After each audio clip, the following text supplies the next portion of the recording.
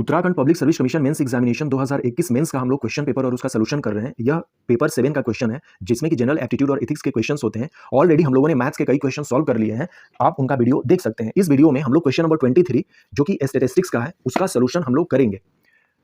कोई भी जब स्टैटिस्टिक्स का प्रॉब्लम दिया रहता है तो उसमें कुछ डेटा दिए हुए रहते हैं, आंकड़ा दिया होता है और उस आंकड़े को हमको आरोही क्रम में अर्थात कि असेंडिंग ऑर्डर में लिखना होता है। लेकिन इस प्रश्न में ऑलरेडी क्वेश्चन में ही असेंडिंग ऑर्डर में दिया हुआ है, तो हमें ये मजूरी नहीं करनी है, हम डायरेक्ट आगे बढ़ेंगे फिर। और माध्य और माध्यिका भी दिया हुआ है। माध्य यहाँ पर दिया हुआ है 108.5 और माध्यिका दिया हुआ है 114.5 और फाइनली हमें y माइनस एक्स का वैल्यू निकालना है। मैं इसमें कोशिश करूंगा, चूंकि यह अपना रियल एग्जाम का रियल प्रश्न ही है, तो चूंकि हम लोग डायरेक्ट प्रश्न को सॉल्व कर रहे हैं तो जो भी बेसिक है, आई होप सो कि इस क्वेश्चंस को देखने से ही जो मैंने सोल्यूशन किया है आपको समझ में आ जाएगा कि मीन और मीडियन का प्रॉब्लम कैसे सॉल्व होता है। वैसे एक बार हम लोग बेसिक इसके जो मीन, मीडियन, मोड और जो रेंज होते हैं उनका सोल्यूशन करेंगे, देखेंगे बेसिक चीज़ों को कि कैसे प्रॉब्लम को सॉल्व किया जाता है। लेकिन हम लोग यहाँ पर डायरेक्ट फोकस करते हैं अपने क्वेश्चन के सोल्यूशन पर, और मैं आशा करता हूँ कि आपको ये समझ में भी आ जाएगा कि हमने इसको किया कैसे है। देखिए, सबसे पहले क्वेश्चन नंबर 23 का हमें सोल्यूशन करना है, तो लिखेंगे सोल्यूशन। समाधान दिया हुआ है अर्थात कि गिवन डेटा है, जो डेटा दिए हुए हैं उन्हीं को हमको लिखना होता है। जो डेटा है वो आरोही आंकड़े ऑलरेडी हैं, तो हमने बस उसको जैसे का तैसे उतार दिया है, जैसे 57, 110, 112, 114, x, 118, 120 और y। अब x का जो वैल्यू होगा वो हमेशा 114 से ज़्यादा होगा और 118 से कम होगा, और y का वैल्यू हमेशा 120 से क्या होगा, ज़्यादा होगा। देखने से ही पता चल रहा है क्योंकि आरोही क्रम में है ना डेटा। अदर जो डेटा दिए हुए हैं वो है माध्य। माध्य का मतलब मीन होता है इंग्लिश में, और इसका मतलब होता है एवरेज, हिंदी में इसको औसत कहते हैं। तो औसत क्या होता है कि कुल संख्याओं का योग बटा कुल संख्या। अभी जस्ट इसको देख लेंगे हम लोग। और माध्यिका जो है 114.5 दिया हुआ है, तो माध्यिका में कुछ नहीं होता है, या तो ये जो गिवन डेटा है ये ऑड हो सकते हैं या इवन हो सकते हैं। जैसे ऑड होगा, जैसे मान लेते हैं कि कोई डेटा बढ़ते हुए क्रम में कुछ इस तरह से है, 3, 4, 5, 6, 7 है। देखिए यहाँ पर जो माध्यिका है वो 5 हो जाएगा क्योंकि ये ऑड संख्या है, 1, 2, 3, 4, 5 है। लेकिन यही चीज जो होता है जैसे इस तरह से होता है 2, 3, 4, 5, 6 और 7, तो ये इवन है 1, 2, 3, 4, 5, 6। तो इसका जब हम लोग माध्यिका निकालते हैं तो 4 + 5 डिवाइडेड बाई 2, ये इसका माध्यिका हो सकता है। अभी जस्ट इसको समझ में आ जाएगा हम लोगों को, कोई टेंशन या लोड लेने की जरूरत नहीं है।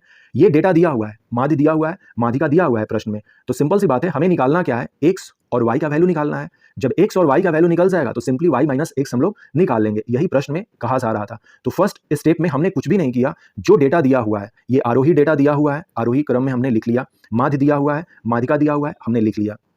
यदि ये डेटा आरोही क्रम में नहीं होते, जैसे पहले दे देता 110, फिर 114 दे देता, फिर 120 दे देता, फिर 57 दे देता, तब हम इसको क्या करते हैं कि आरोही क्रम में सजाते हैं। और ऐसा नहीं करता क्योंकि x और y का तो वैल्यू हमें पता ही नहीं है, इसीलिए इस डेटा को ये खुद आरोही क्रम में लिख दिया है।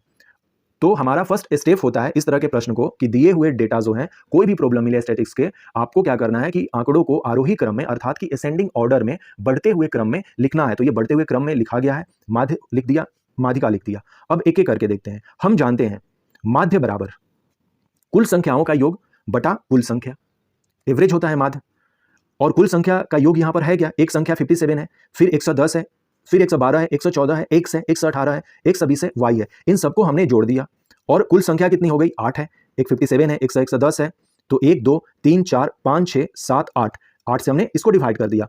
क्योंकि x और y को जोड़ नहीं सकते हैं तो x + y के फॉर्म में रखेंगे, लेकिन 57, 110, 112, 114, 118 और 120 को जब जोड़ेंगे तो वो 631 हो जाएगा। और 108 में इधर ये भागा में है 8, तो जब इधर आएगा तो ये गुना में हो जाएगा। तो 108.5 में जब 8 से मल्टीप्लाई करेंगे तो वो 868 आ जाएगा, क्योंकि 8 5 40 का 0 होता है, 8 छक 48 और 4 8 छक 68 64, 68 और 4 68 हो जाएगा। तो यहाँ पर हाथ में 6 बचेगा, तो ये फिर 6 हो गया और ये 8 का 8 हो गया। अर्थात कि 108.5 में जब आप मल्टीप्लाई करेंगे गुना 8 तो वो 868 हो जाएगा। अब हमको इसको क्या करना है कि x + y के फॉर्म में लिखना है, तो x + y क्या हो जाएगा, ये इधर प्लस है, इधर आएगा तो माइनस हो जाएगा। फाइनली x + y = जब इसको घटाएंगे तो 237 हो जाएगा। ये इक्वेशन 1 हो गया, हमें इस तरह से लिख देते हैं।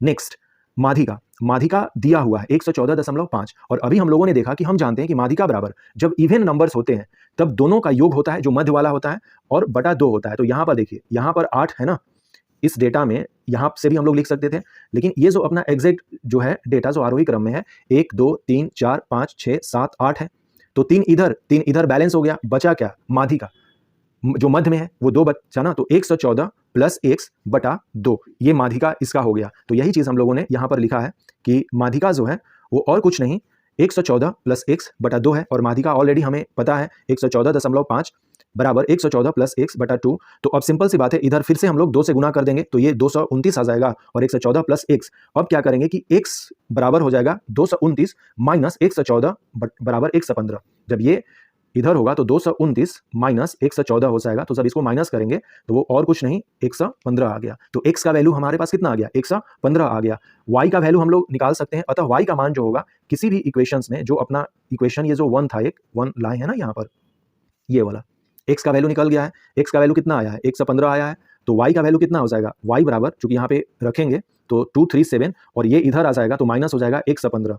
तो 237 में माइनस 115 करेंगे तो वो 122 आ जाएगा y का वैल्यू। तो यही चीज़ तो हम लोगों ने पहले किया कि देखिए, हम लोग हमेशा कह रहे थे कि यहाँ पर कि x का जो वैल्यू होगा 114 से ज़्यादा होगा हमेशा और 118 से कम होगा। तो x का वैल्यू 115 आ गया, y का वैल्यू 122 आ गया।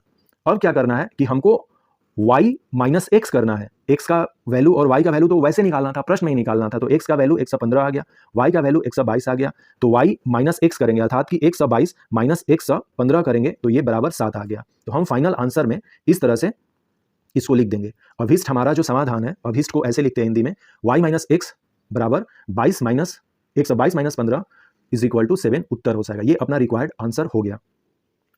तो फिर से एक बार रिपीट कर देते हैं। आई होप कि आपको ये चीज़ समझ में आ गया होगा। देखिए, स्टैटिस्टिक्स के प्रॉब्लम में सबसे पहले हम लोगों को डेटा को आरोही क्रम में लिखना होता है। ये लिखा हुआ है, माध्य और माध्यिका दिया हुआ है, हमने लिख लिया। फाइनल हमें क्या करना था, y माइनस एक्स को निकालना था, क्योंकि यहाँ पर x और y जो है वो वेरिएबल के फॉर्म में है।